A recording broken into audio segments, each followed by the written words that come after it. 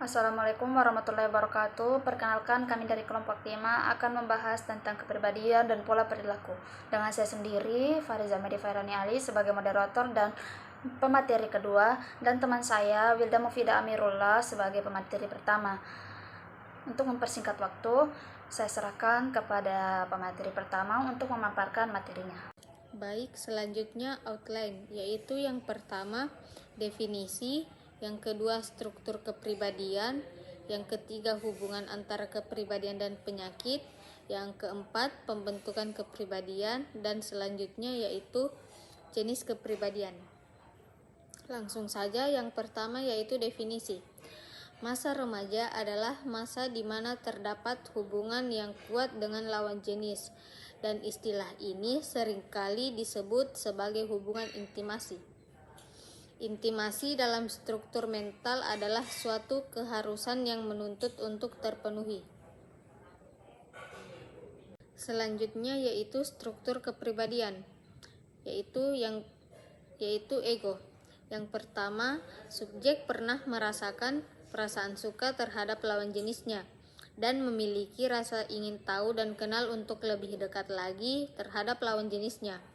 Yang kedua, subjek memiliki perasaan ingin kenal lebih dekat dan ada perasaan ingin membangun komitmen yang serius dengan lawan jenisnya, tetapi hanya pada sebuah hubungan, seperti menceritakan satu sama lain dalam masalah visi dan misi keluarga. Dan yang terakhir yaitu subjek memiliki keinginan yang sangat besar untuk mengetahui lebih jauh tentang kepribadian lawan jenisnya. Selanjutnya ada superego.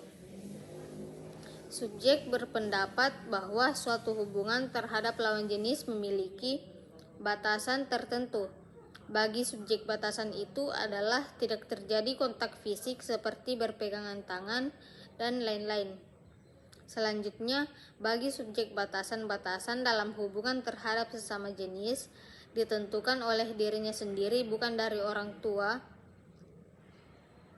Artinya, subjek tidak dilarang oleh orang tuanya untuk saling mengenal satu sama lain dengan lainnya, tetapi harus tahu batasan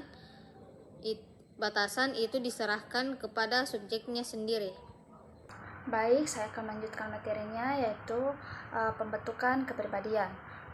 Secara psikologis, kepribadian dapat diartikan sebagai intisari kejiwaan seseorang, atau dengan kata lain sebagai suatu interaksi biologis dan budayanya, sehingga memberikan corak pada tingkah laku individu, sikap, cara, dan pemikiran sebagai fenomena yang tampak dari aktivitas kejiwaan dan penyesuaian dengan kemampuan seorang individu. Singkatnya, kepribadian manusia ini dapat diartikan sebagai satu kesatuan yang berada dalam jiwa manusia yang tidak dapat dipecah belah dalam fungsi-fungsi tertentu. Berdasarkan hal tersebut, maka jelas dapat ditarik satu benang merah mengenai kepribadian, yakni di mana dapat dikatakan bahwa kepribadian tidak hanya berbicara mengenai tindakan ataupun tingkah laku secara nyata, tetapi juga termasuk di dalamnya mengenai pola pikir ataupun bahkan dalam cara menyampaikan suatu pendapat. Kepribadian itu begitu abstrak yang tidak bisa terlihat secara kasat mata belaka. Akan tetapi kepribadian ini sendiri dikaji pada bekas ataupun tindakan dan tingkah laku yang dilakukan oleh seorang individu.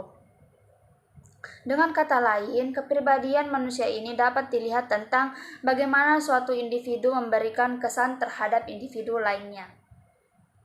Nah, selanjutnya hubungan antara kepribadian dan penyakit. Hubungan antara kepribadian dan penyakit adalah pada pasien hipertensi di Rumah Sakit Bayangkara Makassar. Berdasarkan hasil penelitian yang didapatkan pada saat survei, kebanyakan dari responden dengan tipe kepribadian yang mengalami hipertensi menunjukkan beberapa karakteristik dari tipe kepribadian, yaitu cemas, ambisius, berbicara cepat, dan bahkan sampai ada yang stres.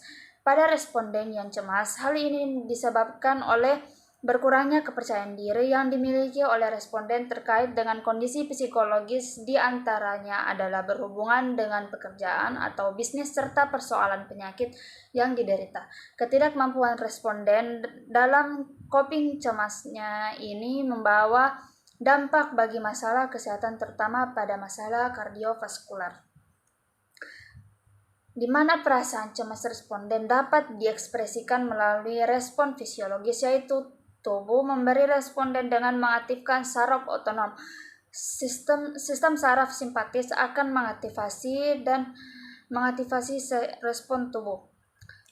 Sedangkan sistem saraf parasimpatis akan meminimalkan respon tubuh. Bila korteks otak menerima rangsangan akan dikirim melalui saraf simpatis ke kelenjar adrenal yang akan melepaskan hormon epinefrin atau biasa disebut dengan adrenalin yang merangsang jantung dan pembuluh darah, sehingga efeknya adalah pada tekanan darah meningkat atau hipertensi. Yang terakhir, ada jenis kepribadian. Terdapat 5 macam, yaitu extraversion atau biasa disebut dengan bersifat sosial atau suka bergaul. Umumnya juga bisa disebut dengan extrovert. Yang kedua ada agreeableness, yaitu berpendapat sama atau senang mencapai persetujuan. Yang ketiga ada neuroticism, bersifat neurotik atau mempunyai gangguan emosi.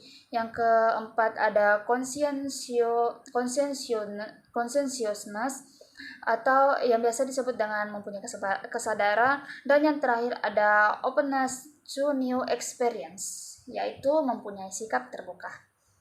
Mungkin cukup sekian presentasi dari kami. Kurang dan lebihnya mohon dimaafkan. Wabillahi taufiq wal hidayah. Wassalamualaikum warahmatullahi wabarakatuh.